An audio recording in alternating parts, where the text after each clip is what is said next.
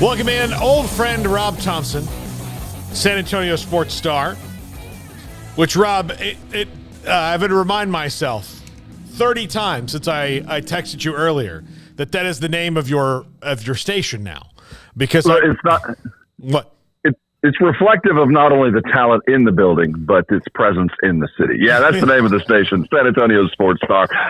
We are affiliated with ESPN. We're the four-letter network. We're the prettier name down in San Antonio. Yeah, there we go. But, Rob, a banner night in San Antonio, and I know that Spurs fans have been waiting for this opportunity because you have to trust in an organization that was as successful as they were for as long as they were, but given how the NBA works in rebuilding your roster, it's not something, in the NFL, you can just kind of decide to do it. Like, this is it. We're blowing it up. We're going to go through a 3-year process, and we'll figure it out. We'll build this way. And the NBA, because the talent is so elite and it's so hard to get those plus players, you just have to wait for some luck, and they had it last night. What was the feeling when, you see Hornets with the second pick?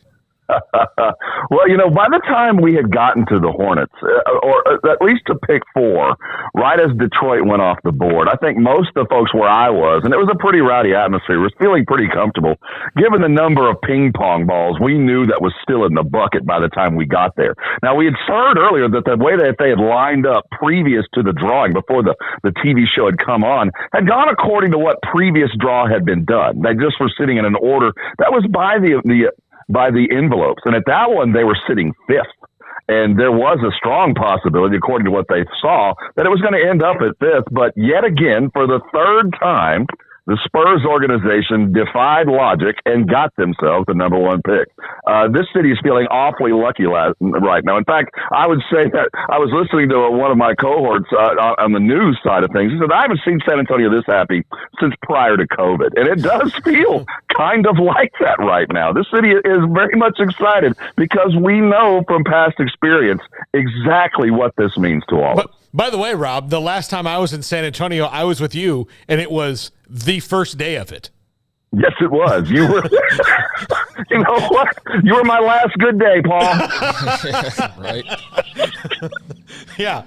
So go ahead, Craig. Oh, yeah. Rob, on the Victor Wembanyama front, because it appears very clear that whoever was getting the number 1 pick, that's the direction they were going. And in particular, San Antonio getting it just seems like it's sealed that deal. But what all do you know about Victor Wembanyama? I mean, clearly he's a unicorn type player. I mean, one of one. All the measurements and the shooting ability and all of that was on display as they kind of, showed us highlights and talked about him last night. But what does, his skill set, his game, and what he can bring mean to San Antonio potentially? Well, first of all, he comes from our stock. He's been playing for Asvel Paris, that is owned by Tony Parker. He's been coached by Tony Parker's brother, TJ, for the last several years. The Spurs first kind of saw him, as the rest of the world, about 5 years ago, and have had a scout in the building for just about every game he's played since for the last 3 years for sure. And if you follow the pattern of what the Spurs have been doing, Victor's been the point of the next point in the return journey. I think it started about a year ago when Jeremy Sohan, Baylor Bear, became a Spur. It was an odd pick for the Spurs in the lottery. They had a 9th pick, and there were some scoring needs and certainly some positions that the Spurs were definitely in need of. A big really was kind of down the list, but a mobile, agile, athletic big like Jeremy Sohan seems to fit perfectly with now what Wemby is going to become there. I think the plan's been in place for a long time, and this is a city that knows what it takes and has been here now twice on this comeback trail. The last time we landed a Tim Duncan, he was worth 36-game turnaround. When we landed David Robinson a decade prior to that, he was a 35-game turnaround.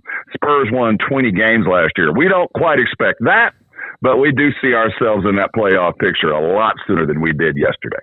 Rob, I mean, there's also something to say about the position that they find themselves in when this has happened to them, because lots of teams get the number 1 pick and there's not a Tim Duncan available. there's not, David Robinson available. And here they have the guy that everybody would want. Some years there's actual debate over who the number one pick should be.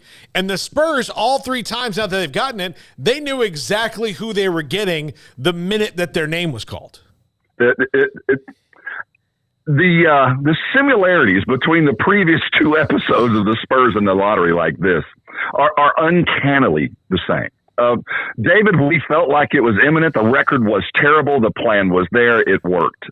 With Tim, keep in mind, the head coach at the time sat down David for roughly 60 games that year with the excuse of a bad back. So the plan was there. The original load management year was the David Robinson tank back in 1996 as he sat down. So the load management played into it. I think the good luck charm that's hidden somewhere in the Spurs organization played into it. Peter Holt, the original owner of the Spurs, his son took the mantle this year, and he was the one sitting at the desk just like Peter did some 30 years ago. So we feel like we've been here before, and if we have been here before, we like the outcome of this story. Rob, you mentioned the former Baylor Bear there, Jeremy Sohan, and him coming off his rookie year that saw him, make a little tweak to his free throws that was very notable and interesting and seemed to improve his game. He seemed to get better as the year went along, but you watched a lot more of him than I did. What's the kind of thought surrounding Jeremy following his rookie year and what that entails for him moving forward?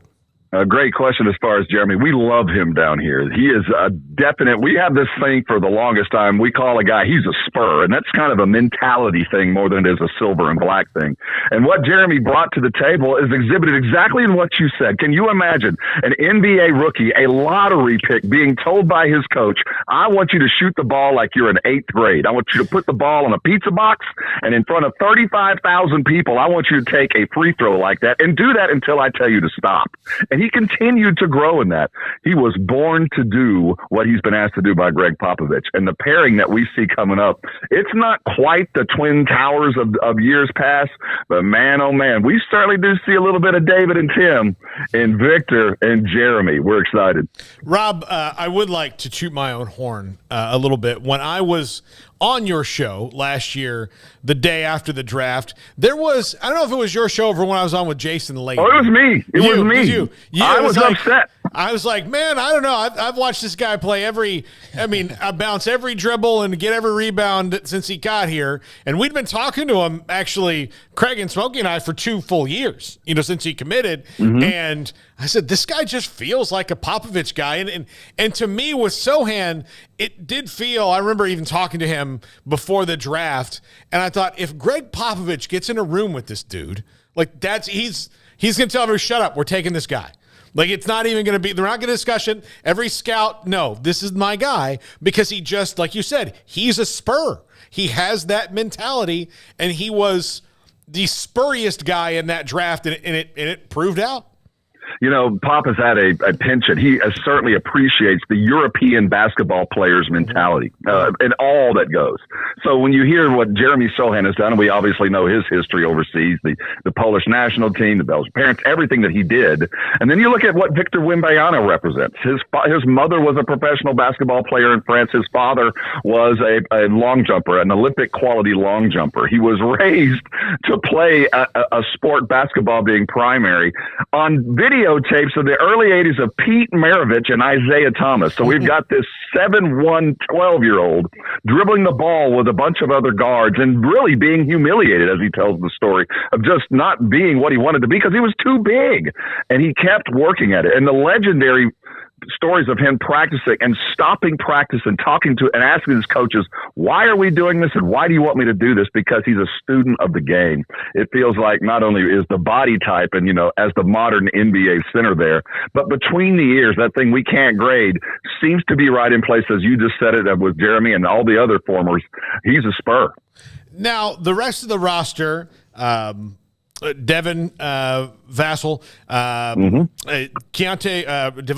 Devontae Graham really was a nice pickup for them and like a nice veteran presence that can kind of help them through.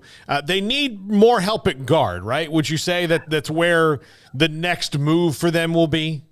It appears that way. Now, just given the talent that's in the building right now, I think we can count our starters 2 through 5, with Devin Vassell starting at the 2 guard, the 3 guard Keldon Johnson, the former Olympian and Kentucky guy, the Spurs lottery pick, the late first round pick from 4 years ago at Keldon Johnson. And then you assume Wemby will play a 3-4, kind of like Jeremy Sohan. They'll be on the other side. There's your 4.